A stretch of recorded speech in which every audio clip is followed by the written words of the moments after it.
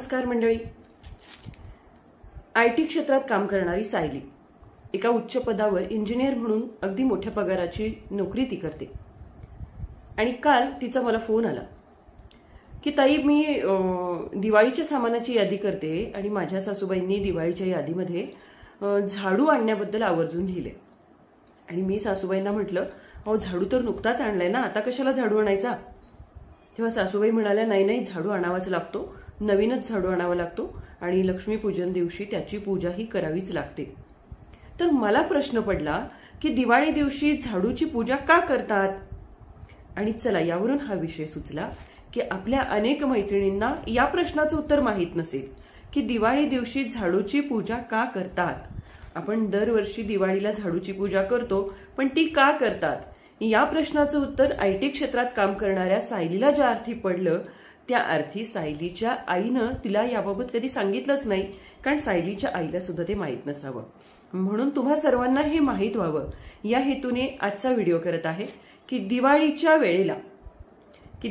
वेळी लक्ष्मीपूजनाच्या वेळी देव्हाऱ्यामध्ये झाडूची पूजा का करतात. नमस्कार. आपल्या डिव्हाइन टच या युट्यूब चॅनलमध्ये मी विनया कुलकर्णी आपणा सर्वांचं खूप मनापासून स्वागत करून आज एका पारंपरिक गोष्टीच्या विषयाला आज हात घालणार आहे. दिवाळीच्या दिवशी लक्ष्मीपूजनाला झाडूची पूजा का करतात? खरं तर आपली जी संस्कृती आहे, आपली ही संस्कृती निर्जीव वस्तूंना सुद्धा कृतज्ञ भाव व्यक्त करणारी आहे. तरी झाडूची पूजा करण्यामागे अनेक कारणं आहेत. अगदी हा व्हिडिओ शेवटपर्यंत पहा, म्हणजे तुम्हाला ही सगळी कारणं तर कळतीलच, शिवाय आपली संस्कृती विज्ञाननिष्ठ कशी आहे, वैज्ञानिक दृष्टिकोन जोपासणारी कशी आहे हे सुद्धा समजून आपल्या पूर्वजांची दूरदृष्टी किती मोठी होती हेही समजेल. त्यामुळे पुनश्च एकदा विनंती आहे, व्हिडिओ अगदी शेवटपर्यंत पहा. दिवाळीला झाडूची पूजा करण्यामागे अनेक पारंपरिक समज आहेत की जे पिढीजात आपल्यापर्यंत चालत आलेत आणि त्याची कारणं आपण शोधली नाहीत, पण आज त्या कारणांची उकल यातून करणार आहे. आपल्या समाजामध्ये एक असा समज आहे की दिवाळीच्या दिवशी झाडूची पूजा केल्यामुळं घरामध्ये सुख, शांतता, समृद्धी आणि आरोग्य नांदतं. घरातली लक्ष्मी घराबाहेर पडत नाही, त्यामुळे घरामध्ये येणारी लक्ष्मी स्थिर राहते.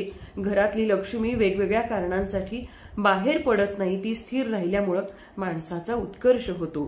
दिवाळीच्या दिवशी झाडूची पूजा केल्यामुळं माणसाची कर्ज दूर होतात आणि कर्ज दूर झाल्यामुळं माणसाला आपोआपच ऐश्वर्याचा लाभ होतो. कर्ज दूर गेल्यामुळं मानसिक चिंता, विवंचना, आर्थिक चिंता दूर होतात. त्यामुळं सुद्धा झाडूची पूजा करतात.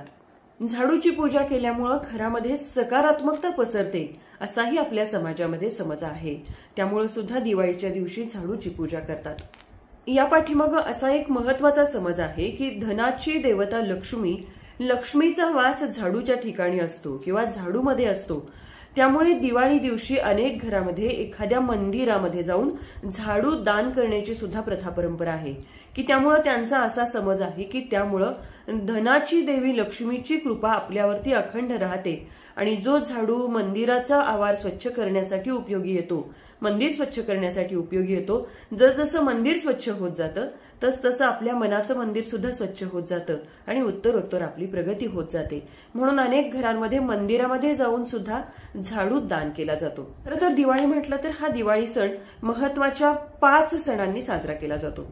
पहिला येतो म्हणजे वसुबारस, दुसरा धनत्रयोदशी की ज्या धनत्रयोदशी दिवशी झाडूची खरेदी आवर्जून केली जाते. तिसरं म्हणजे नरक चतुर्दशी अर्थात लक्ष्मीपूजन.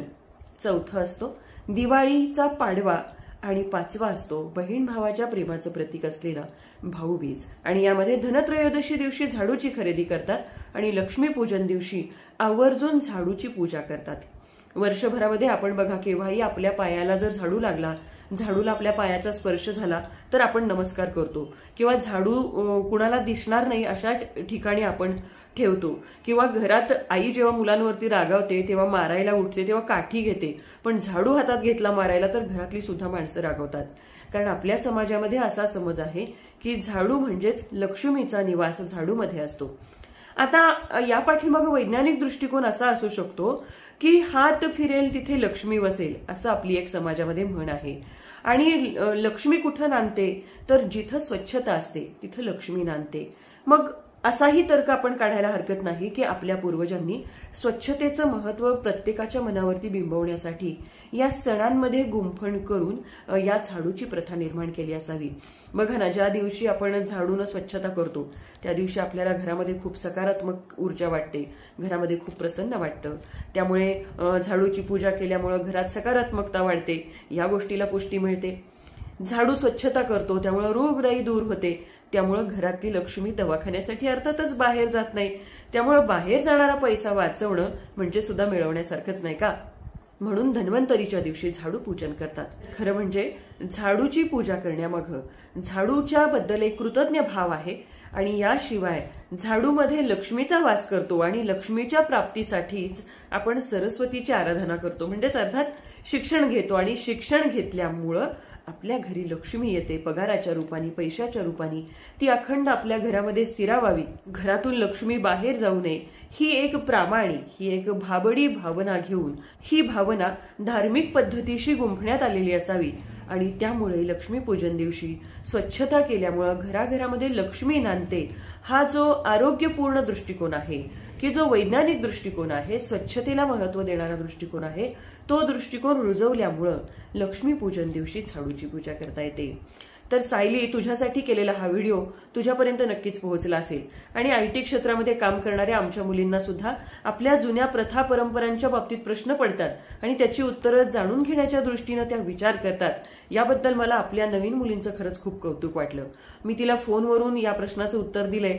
त्यानिमित्त हा सुचलेला विषय आपणा सर्वांच्या पर्यंत लक्ष्मीपूजन दिवशी झाडूची पूजा का करतात, हा एक या प्रथेमागचा डिव्हाइन टच आपल्याला देण्याचा हा एक माझा छोटासा प्रयत्न. आपणा सर्वांना दिवाळीच्या खूप खूप शुभेच्छा.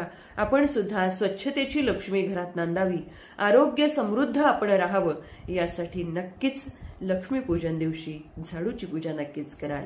भेटूया अशाच एका नवीन विषयासह. तोपर्यंत नमस्कार.